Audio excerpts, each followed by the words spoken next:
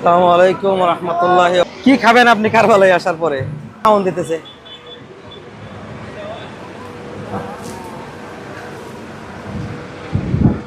এই সব লোকজনের জন্য। আপনি যদি কারবালায় একবার আসেন তা আপনি বুঝতে পারবেন যে মহরম মাসে মানুষদের ভিতরে কিভাবে খাওয়া বিতরণ করে এবং এতটাই অ্যাক্টিভ যে একটা লোক যেন বাদ না যায়।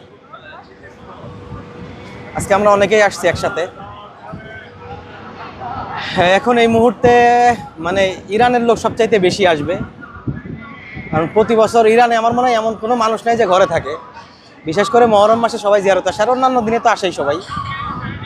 আমরা অনেকেই আছি সাথেই, যে আমার পিছনে অনেক লোক দেখা যাচ্ছে, সবাই জিয়ারত করতে আসছে। এবং আমি এখন যে জায়গাতে আছি এই জায়গা থেকে কারবালা আমি আপনাদেরকে একটু জুম করে দেখাই, হ্যাঁ, তাহলে বুঝতে পারবেন কতটা কাছাকাছি আছি, কিন্তু প্রবেশ করতে গেলে অনেক সময় লাগবে। এই যে এই বিল্ডিংটার পরেই আর কি, সামনে যে বড় বিল্ডিং দেখতে পাচ্ছেন, এই বিল্ডিংটার পরেই রওজা মোবারক। ভালো থাকবেন সবাই, সুস্থ থাকবেন।